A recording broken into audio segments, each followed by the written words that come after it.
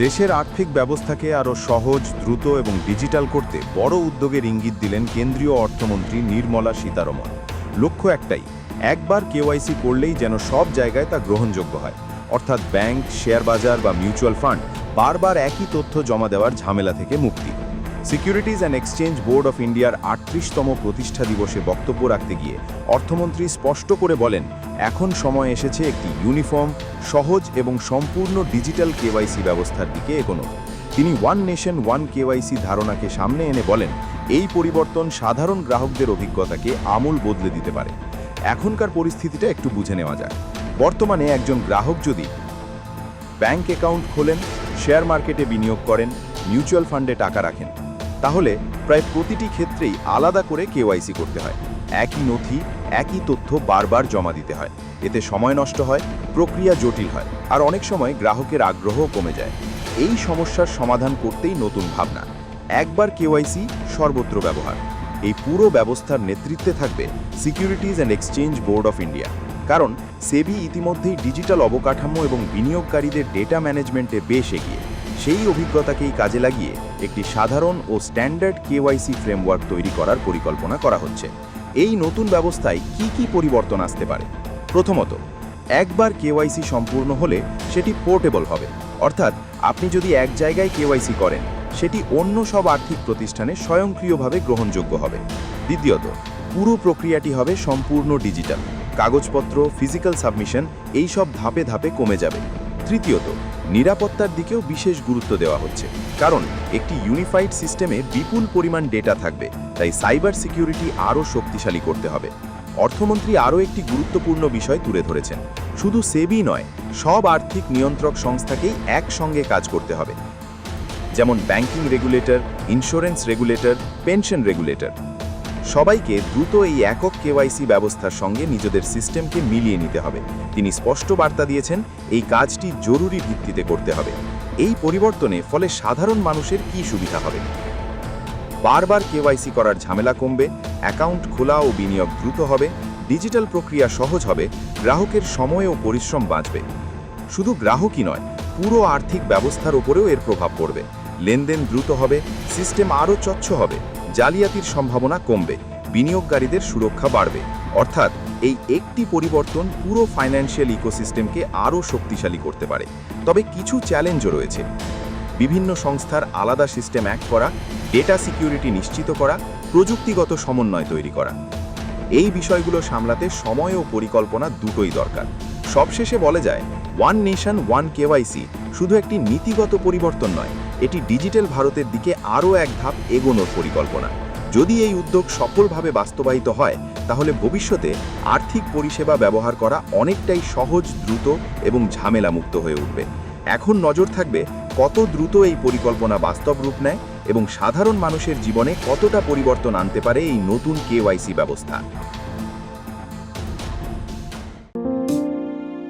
ব্যাংকে টাকা রেখে কম সুদ আর মার্কেটে বেশি রিটার্ন, এই সমীকরণটাই এখন বদলে দিচ্ছে বিনিয়োগের ট্রেন্ড। গত কয়েক বছরে দেখা যাচ্ছে সাধারণ মানুষ ধীরে ধীরে সেভিংস অ্যাকাউন্ট বা এফডি থেকে টাকা সরিয়ে শেয়ার বাজার, মিউচুয়াল ফান্ডের মতো অপশনে বেশি ঝুঁকছেন। ফলে ব্যাংকগুলোর ডিপোজিট গ্রোথে চাপ তৈরি হয়েছে। এই পরিস্থিতিতে নড়েচড়ে বসেছে রিজার্ভ ব্যাংক অফ ইন্ডিয়া। সম্প্রতি ব্যাংকগুলোর সঙ্গে বৈঠকে স্পষ্ট বার্তা দেওয়া হয়েছে, ডিপোজিট বাড়াতে হলে গ্রাহকদের আরও আকর্ষণীয় অফার দিতে হবে। অর্থাৎ শুধু সেফটি নয়, এখন রিটার্নও গুরুত্বপূর্ণ। আর সেই কারণেই সামনে আসছে নতুন কৌশল, এফডিতে বেশি সুদ। ইতিমধ্যেই কিছু ব্যাংক সুদের হার বাড়িয়েছে, আবার ভবিষ্যতেও আরও বাড়ানোর ইঙ্গিত মিলছে। কোন কোন ব্যাংক কত শতাংশ সুদ দিচ্ছে, কোথায় সবচেয়ে বেশি রিটার্ন মিলছে, আর আগামী দিনে কারা রেট বাড়াতে পারে, এই মুহূর্তে ছবিটা কি? রিজার্ভ ব্যাংক অফ ইন্ডিয়া তাদের সর্বশেষ মুদ্রানীতি বৈঠকে রেপো রেট 5.25% স্থির রেখেছে। এর ফলে এফডি রেট হঠাৎ করে বাড়েনি, কিন্তু কমে যায়নি। অর্থাৎ একটা স্থিতিশীল পরিস্থিতি তৈরি হয়েছে, যেখানে ব্যাংকগুলো নিজেদের মতো করে সুদের হার ঠিক করছে। এই অবস্থায় সবচেয়ে বড় চমক এসেছে স্মল ফাইন্যান্স ব্যাংকস বা ছোট আর্থিক ব্যাংকগুলো থেকে। ইউনিটি স্মল ফাইন্যান্স ব্যাংক, সূর্যোদয় স্মল ফাইন্যান্স ব্যাংক, জনা স্মল ফাইন্যান্স ব্যাংক। এই ব্যাংকগুলো সাধারণ গ্রাহকদের জন্য প্রায় 8% থেকে 8.60% পর্যন্ত সুদ দিচ্ছে, আর সিনিয়র সিটিজেনদের ক্ষেত্রে সেটা 9%-এর কাছাকাছি পৌঁছে যাচ্ছে, যা বড় ব্যাংকগুলোর তুলনায় অনেকটাই বেশি। এখন যদি বড় প্রাইভেট ব্যাংকের দিকে তাকাই, আইসিআইসিআই ব্যাংক, অ্যাক্সিস ব্যাংক, এই ব্যাংকগুলোতে সুদের হার তুলনামূলকভাবে কম, প্রায় 6.5% থেকে 7.25%-এর মধ্যে। সিনিয়র সিটিজেনদের জন্য একটু বেশি, 7%-এর ওপরে। অন্যদিকে পাবলিক সেক্টর ব্যাংক যেমন state bank of India, Punjab national bank, এখানে সুদের হার সাধারণত 6% থেকে 6.6%-এর মধ্যে ঘোরাফেরা করছে। এখন প্রশ্ন, এই পার্থক্যটা কেন? কারণটা খুব সহজ। ছোট ব্যাংকগুলো বেশি গ্রাহক টানতে চায়, তাই তারা বেশি সুদ দেয়। বড় ব্যাংকগুলোর ওপর ইতিমধ্যেই গ্রাহকের ভরসা আছে, তাই তারা তুলনামূলক কম সুদ দিলেও মানুষ সেখানে টাকা রাখে। এবার একটু বুঝে নেওয়া যাক আপনার লাভটা কত হতে পারে।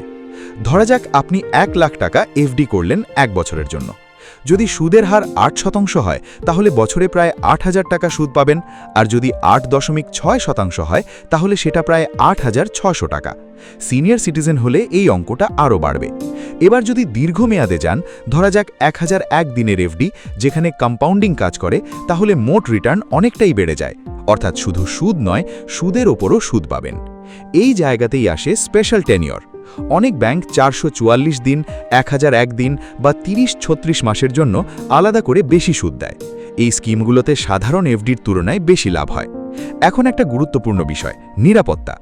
অনেকেই ভাবেন ছোট ব্যাংকে বেশি সুদ মানেই বেশি ঝুঁকি। আংশিক সত্যি হলেও একটা বড় সুরক্ষা আছে। Deposit insurance and credit guarantee corporation বা ডিসিআইজিসি এর মাধ্যমে প্রতি গ্রাহকের 5 লক্ষ টাকা পর্যন্ত আমানত বিমিকৃত থাকে। অর্থাৎ ব্যাংকে সমস্যা হলেও 5 লক্ষ টাকা পর্যন্ত আপনার টাকা সুরক্ষিত। তবে এর বেশি টাকা রাখলে ঝুঁকি থাকে, তাই বড় অঙ্কের টাকা হলে ভাগ করে এফডি করা ভালো। এবার আসি, কেন এখন এফডি রেট এত গুরুত্বপূর্ণ। 2025 সালে রিজার্ভ ব্যাংক অফ ইন্ডিয়া প্রায় 1.25% রেপো রেট কমিয়েছিল। তার ফলে এফডি রেটও কমে যায়। কিন্তু 2026-এ এসে পরিস্থিতি বদলেছে। আন্তর্জাতিক অস্থিরতা, পশ্চিম এশিয়ার উত্তেজনা, মুদ্রাস্ফীতির চাপ, এই সব কারণে রেট কমার বদলে এখন স্থির আছে। বিশেষজ্ঞরা বলছেন এখনই এফডি রেট খুব বেশি বাড়বে না, কিন্তু আগামী কয়েক মাসে সামান্য বাড়ার সম্ভাবনা রয়েছে। অর্থাৎ এখন এফডি করলে আপনি খারাপ রেট পাচ্ছেন না, আবার ভবিষ্যতে আরও ভালো রেট আসতেও পারে। তাই কি করবেন? এখানেই আসে কৌশল। একসঙ্গে সব টাকা এফডি না করে কিছু টাকা এখন এফডি করুন, কিছু পরে করুন। এতে আপনি অ্যাভারেজ ইন্টারেস্ট রেট ধরে রাখতে পারবেন। এটাকে বলা হয় ল্যাডারিং স্ট্র্যাটেজি। আরেকটা বিষয়, পোস্ট অফিস এফডি। সরকারি স্কিম হওয়ায় অনেকেই এটাকে বেশি নিরাপদ মনে করেন। 5 বছরের এফডিতে এখানে ভালো রিটার্ন পাওয়া যায়। যারা ঝুঁকি নিতে চান না, তাদের জন্য এটা ভালো অপশন। সব মিলিয়ে ছবিটা কি দাঁড়াচ্ছে? এফডি আবার জনপ্রিয় হচ্ছে। স্মল ফাইন্যান্স ব্যাংক সবচেয়ে বেশি রিটার্ন দিচ্ছে। বড় ব্যাংকগুলো স্থির কিন্তু কম রেট দিচ্ছে। ভবিষ্যতে রেট বাড়ার সম্ভাবনা আছে, কিন্তু সবথেকে গুরুত্বপূর্ণ, আপনার লক্ষ্য কি? যদি নিরাপত্তা চান, তাহলে এফডি ভালো। যদি বেশি রিটার্ন চান, তাহলে অন্য বিনিয়োগও ভাবতে হবে। সুতরাং এফডি এখন লো রিটার্ন অপশন নয়, বরং স্টেবল রিটার্ন অপশন। সঠিক সময়, সঠিক ব্যাংক আর সঠিক টেনিয়র বেছে নিতে পারলেই এফডি থেকেও ভালো লাভ সম্ভব। এই মুহূর্তে বাজারে সুযোগ আছে, কিন্তু সেই সুযোগটা কাজে লাগাতে গেলে পরিকল্পনা করেই এগোতে হবে। ব্যুরো রিপোর্ট, আর প্লাস নিউজ।